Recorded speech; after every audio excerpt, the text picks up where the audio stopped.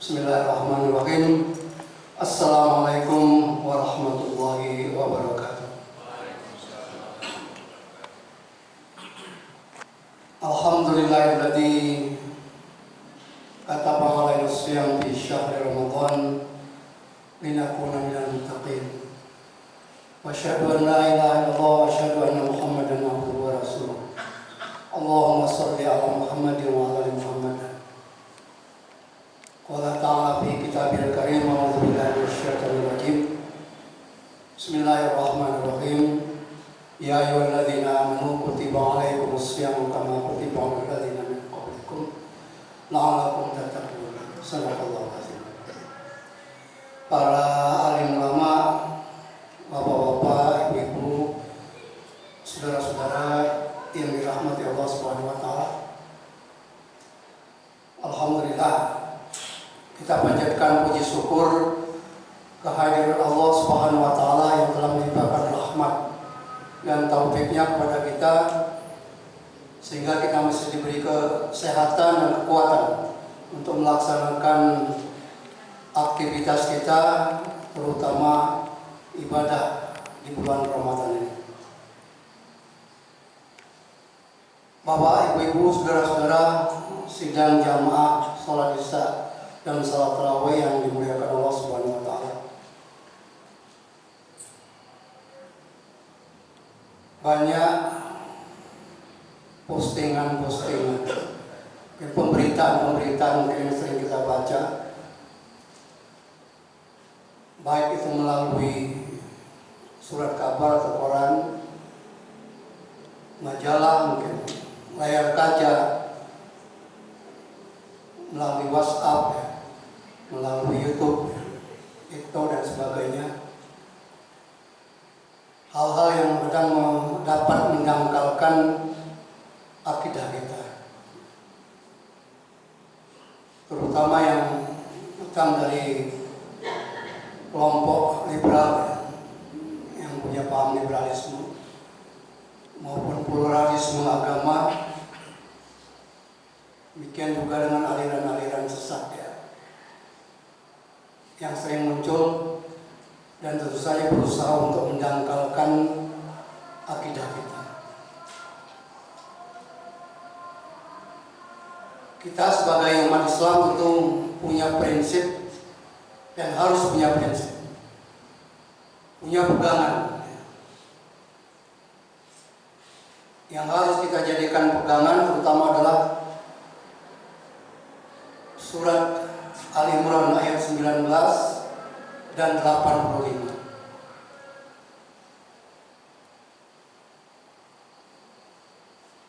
Yang 19 firman Allah Subhanahu wa taala, "Billahi minasyaitonir rajim. Bismillahirrahmanirrahim. Innad dina indallahi Islam." Sungguhnya agama yang benar di sisi Allah adalah Islam. Kemudian yang ayat 85 dalam surat yang sama lebih ditegaskan lagi, wa may yabtaghi ghairal islami dinan fala yuqbal minhu wa fil akhirati minal khasirin. Siapa yang memilih agama selain daripada agama Islam, maka sekali-kali tidak akan diterima darinya oleh Allah tentunya, dan dia di akhirat ini termasuk orang-orang yang rugi. Ini yang harus kita jadikan pegangan.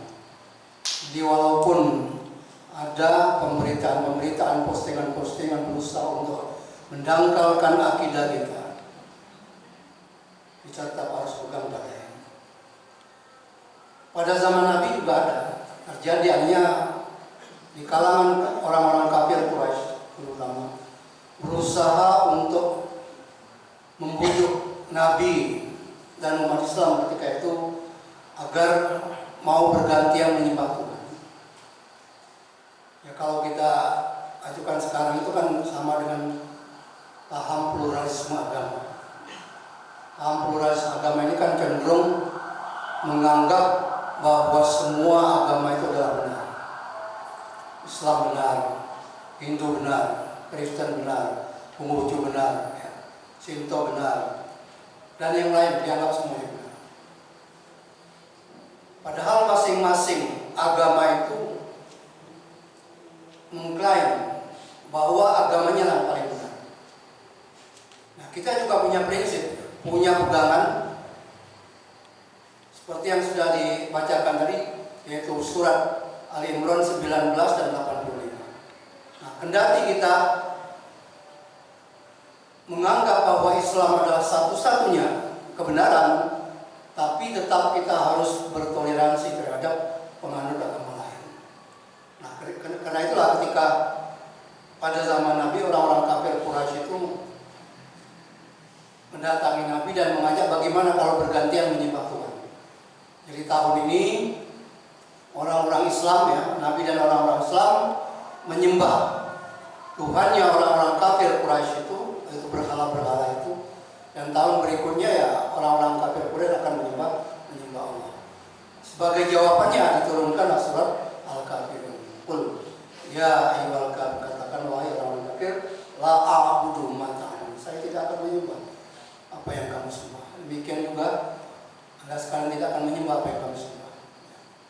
Dan terakhir adalah yang sangat populer sekali yang digunakan sebagai ayat toleransi, lakum dinukum waliya. Jadi bagi kamu agamamu, bagi kami agama kami. Karena ini sudah menyangkut masalah akidah. Kalau sudah menyangkut masalah akidah, tidak bisa dikompromi. Ya, tidak bisa dikompromi. Islam sebenarnya kan sangat-sangat toleran. Jadi kalau dalam masalah muamalah kita diberikan kebebasan. Boleh kita bertransaksi, jual beli dengan orang-orang non-muslim. Jadi ukhuwah basyariah tapadai. Karena itulah di dalam soal Hujurat ayat 13 itu kan dengan tegas Allah menyatakan, ya ayuhan nas inna khalaqnakum min dzakari wa untha wa ja'alnakum syu'uban wa qabaila ta'arafu inna akramakum indallahi atqakum. Wahai manusia, kami telah menciptakan kamu dari jenis laki-laki dan perempuan, berbangsa-bangsa, bersuku-suku, dita'araf untuk saling mengenal antara satu dengan yang lain. Inna akramakum indallah, semuanya yang paling mulia di antara kamu di sisi Allah adalah orang yang paling bertakwa. Itu aja ukuran kita. Jadi tetap kita dalam rangka toleransi tetap membangun ukhuwah basyariah dengan penganut agama lain. Nah, ini penting di dalam kehidupan kita. Jadi berpegang pada prinsip. Karena banyak sekali yang mengatakan, tapi ini tidak bisa dijadikan pelopor. Kita jadikan sebagai pedoman, sebagai untuk mengukur kebenaran pada Al-Quran dan hadis itu, as-sunnah. Jadi kalau apa yang diungkapkan, walaupun seorang profesor pun, kalau memang itu bertentangan dengan Al-Quran dan hadis, ya tetap harus kita tolak. Bahkan memang banyak yang tidak benar. Kadang-kadang orang yang bukan dalam bidang agama tapi berbicara tentang masalah agama, menyatakan bahwa di dalam Al-Quran tidak ada ayat-ayat menyatakan tentang mengatur sholat 5 waktu. Kemudian membolehkannya tentang LGBT, atau apa, yang menikah antar sesama jenis. Padahal ini kan jelas-jelas bertentangan dengan Al-Quran. Karena itu ya hal semacam ini harus kita tolak.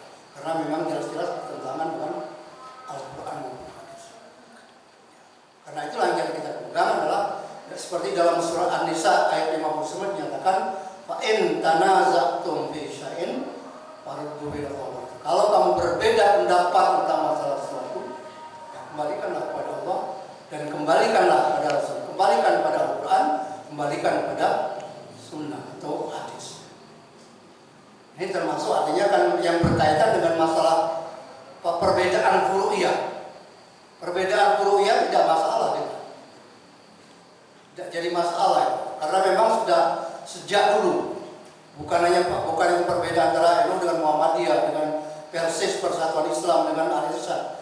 Tidak, tapi adanya perbedaan furu'iyah sudah jauh. Zaman dulu sudah ada.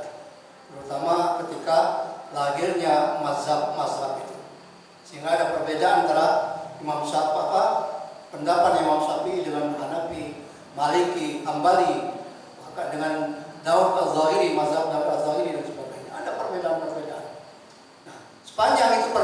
perbedaan-perbedaan ru'yah, tidak masalah itu. Ya tinggal kita meyakini mana yang menurut kita yang benar dan itu paling sesuai dengan Al-Quran dan hadis. Itulah yang jadi apa yang kita amalkan gitu.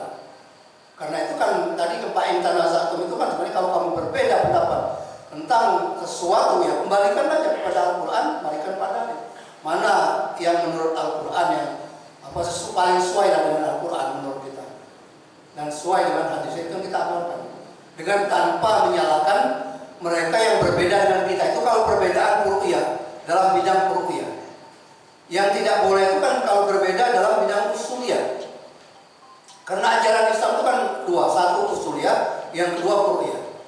Kalau yang usuliyah ini kan pokok-pokok. Yang pokok ini nggak boleh berbeda antara satu dengan yang lain.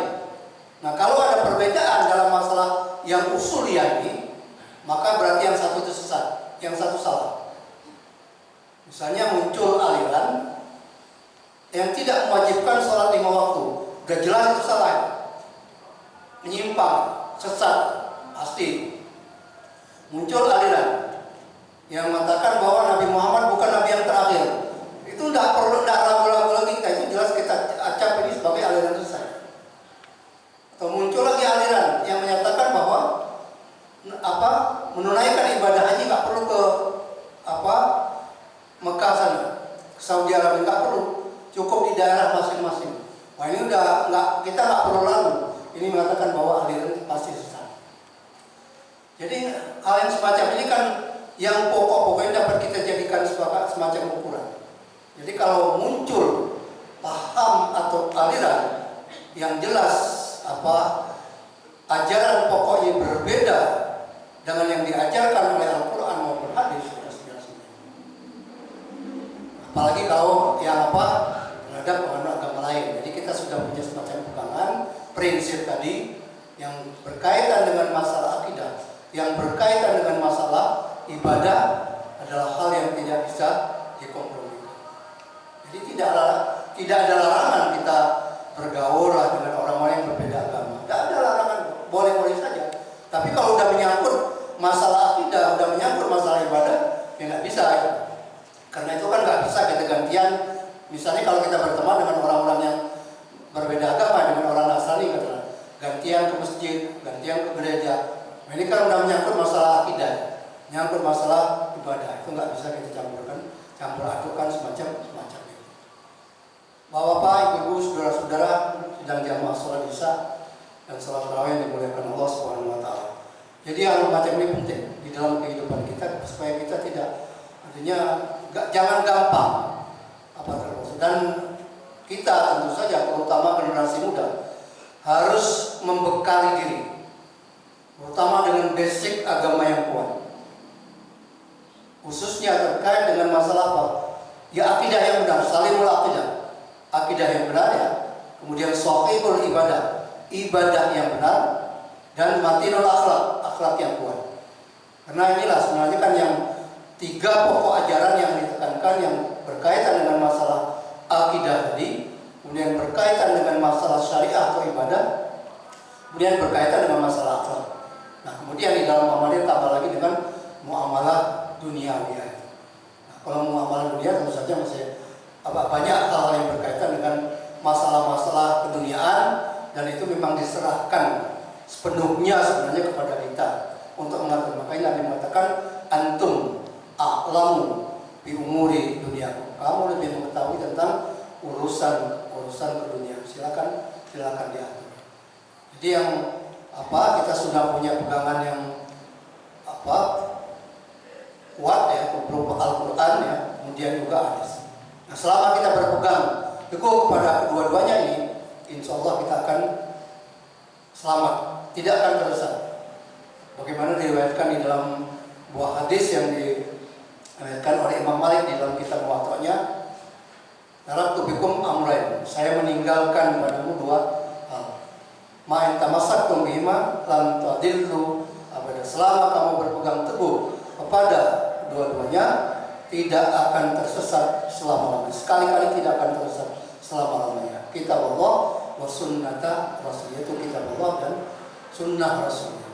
Ini yang harus kita jadikan pegangan sebagai tolak ukur kebenaran. Tolak ukur kebenaran. Bapak, Ibu, saudara-saudara yang dimuliakan Allah Subhanahu wa taala. Ya, dalam konteksnya dengan bulan Ramadan, hari ini mari kita berusaha ya, untuk senantiasa, karena kita punya Al-Quran ya, sebagai sumber pokok ajaran ya. Mari kita berusaha untuk mentadarus. Tadarus dalam arti kita mempelajari. Kalau bagi yang sudah dapat membacanya, ditingkatkan lagi, memahami maknanya walaupun masih terbatas melalui terjemahan. Bagi yang sudah paham terjemahannya, ya ditingkatkan lagi mempelajari tafsirnya.